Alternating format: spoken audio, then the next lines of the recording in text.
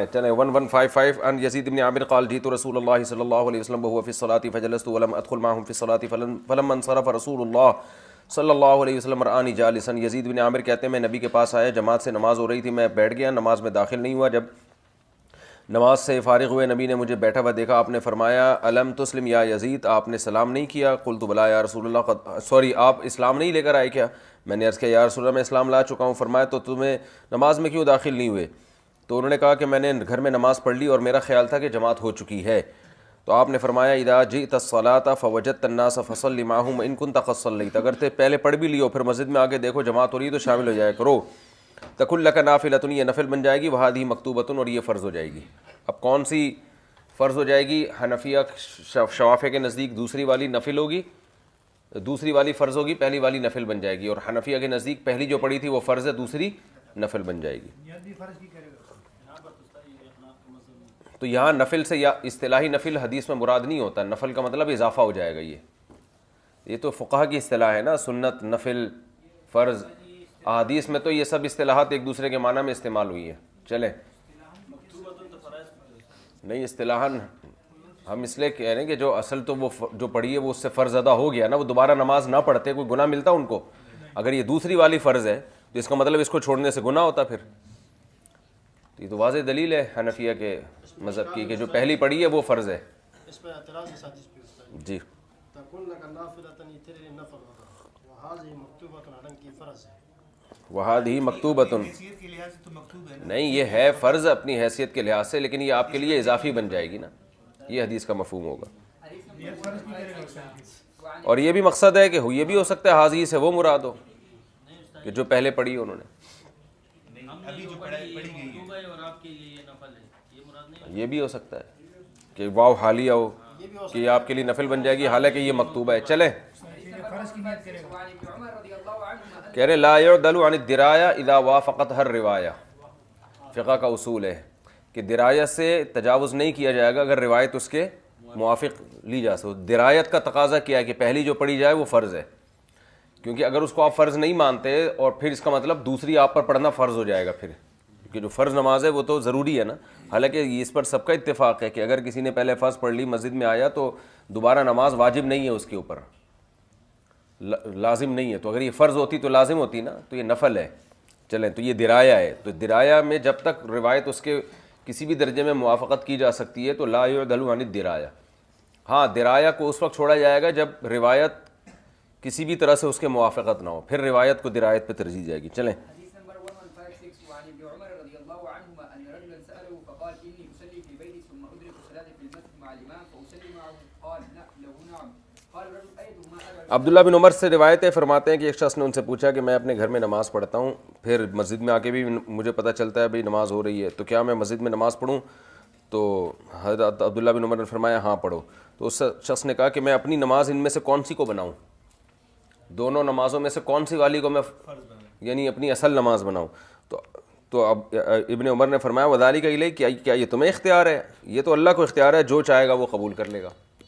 تو یہ بھی ہے کہ فقہی لحاظ سے سوال نہیں ہے, فقہی لحاظ سے تو پہلی فرض ہو گئی ہے, لیکن آخرت کے لحاظ سے اب اللہ, بعض دفعہ یہ ہوتا ہے کہ دوسری زیادہ خشوع و خضوع سے پڑھی ہے, اللہ کی مرضی اس کو وہ مقبول کر لے, اور بعض دفعہ پہلی زیادہ خشوع و خضوع سے پڑھی ہے تو وہ ہو سکتا ہے اللہ اس کو مقبول کر لے. چلیں حدیث نمبر 1157 وعن سليمان مولى ميمونة رضي الله عنها قال أتينا ابن عمر على البلاد وهم يصلون فقلت ألا تصلي. بلاد کوئی مقام تھا مدینہ کے قریب, لوگ نماز پڑھ چکے تھے, میں نے کہا کہ آپ ان کے ساتھ نماز نہیں پڑھ رہے؟ تو انہوں نے کہا میں پڑھ چکا ہوں اور میں نے نبی صلی اللہ علیہ وسلم سے سنا ہے. عبداللہ بن عمر نے فرمایا لا تصلوا صلاۃ فی یوم مرتین, ایک نماز دن میں 2 مرتبہ نہیں پڑھو. اب یہ حدیث ان حدیثوں کے خلاف ہے, سمجھتے ہو؟ تو 2 مرتبہ نہیں پڑھو. تو اس سے حنفیہ اور شوافیہ کے نزدیک تو اس کا مفہوم آسان ہے, کیونکہ حنفیہ اور شوافیہ کے نزدیک دونوں میں سے ایک فرض ہے ایک نفل ہے, سمجھ رہے ہو نا؟ تو مطلب یہ ہو کہ دونوں بطور فرض نہیں پڑھو, تو ایک بطور فرض ایک بطور نفل ہوگی, یا یہ مفہوم ہے. دوسرا مفہوم یہ بھی ہو سکتا ہے کہ دونوں جماعت کے ساتھ نہیں پڑھو. اگر ایک انفراداً پڑھی ہے تو دوسری جماعت سے تو ہو جائے گی, لیکن پہلے بھی جماعت سے پڑھ لی تو پھر وہی جماعت سے نہیں پڑھو. چلیں حدیث نمبر 1157 وعن نافع قال إن عبد الله بن عمر رضي الله عنهما كان يقول من صلى المغرب أو الصبح ثم أدركهما مع الإمام فلا يعود له. دیکھو یہ حنفیہ کی مضبوط دلیل ہے. حضرت نافع کہتے ہیں عبداللہ بن عمر نے فرمایا کہ جو مغرب یا صبح پڑھ لے پھر امام کے ساتھ بھی اس کو پائے تو وہ دوبارہ نہ لوٹائے، کیونکہ مغرب اور نفل جائز نہیں ہے نا، تو 3 رکعت نفل نہیں ہوتے. من صلی المغرب، ہاں مغرب میں بھی 3 رکعت جائز نہیں ہے نا. چلیں، 3 رکعت نفل ہے نہیں اس میں، لیکن مغرب میں 3 رکعت نفل نہیں ہاں تو وہ نہیں پڑھ سکتا. 3 رکعت نفل نہیں استاد. جی، تو احناف کے عصر بھی اسی میں داخل ہے، کیونکہ اس کے بعد بھی نفل جائز نہیں. باقی عصر کے بعد نوافل کے جواز کی جو دلیلیں آگے آ رہی ہیں تو ان کی مخالفت بھی آگے آ رہی ہے حدیث میں. چلیں، کیا جماعت سے پڑھی تو نہیں پڑھ سکتے، پہلی جماعت سے پڑھ لی. ہاں پہلی جب پراپر جماعت سے پڑھ لی، اب کیوں پڑھ رہے ہو؟ بات اب ایسے سمجھ میں آتا ہے، نماز سے نماز ہوتی ہے، نماز پڑھ کے جاتے ہیں فجر کی تو چھوڑ دیں. حدیث نمبر 115. اگر جماعت سے پراپر نماز پڑھ کے گئے ہو تو پڑھ تو پھر بھی سکتے ہیں، نفل ہے، جائز نماز ہے. دیکھو نبی صلی اللہ علیہ وسلم نے ابتدا میں کچھ چیزوں سے منع اس لیے بھی کیا تھا کہ تاکہ اسلام میں اضافہ نہ سمجھا جائے. اب اگر لوگ اس طرح پڑھنا شروع کر دیتے جیسے فرض کے بعد فوراً سنتوں سے منع کیا بعض روایات میں ہے، تو لوگ اس کو فرض کا حصہ نہ سمجھنا شروع کر دیں. تو ایسے ہی نبی صلی اللہ علیہ وسلم نے 2 دفعہ نماز پڑھنے سے منع کر دیا.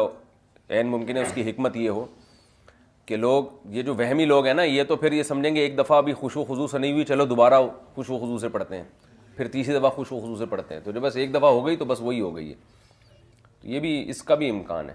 چلیں، حدیث نمبر 1159 وعن ام حبیبة رضی اللہ عنہا قالت قال رسول اللہ صلی اللہ علیہ وسلم من صلى في يوم وليلة 12 ركعة بني له بيت في الجنة. حضرت ام حبیبہ فرماتی ہیں نبی صلی اللہ علیہ وسلم نے فرمایا جو ایک دن میں 12 رکعتیں پڑھے گا اس کے لیے اللہ جنت میں گھر بنائے گا. یہ سنت مؤکدہ ہیں جو جس کے پہ نبی نے ہمیشہ مواظبت کی ہے.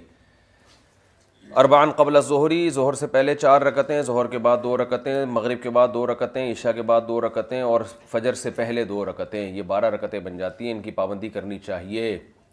ان کو بلا عذر چھوڑنے والا قابل ملامت ہے. یہی سنن موقع ہے. انہی کو سنت مؤکدہ کہتے ہیں. چلیں، حدیث نمبر 1160 وعن ابن عمر رضی اللہ عنہما قال یہ بھی وہی حدیث ہے. آگے چلیں. وعنه رضی اللہ عنہ كان النبي صلی اللہ علیہ وسلم لا يصلي بعد الجمعة حتى ينصرف فيصلي ركعتين في بيته.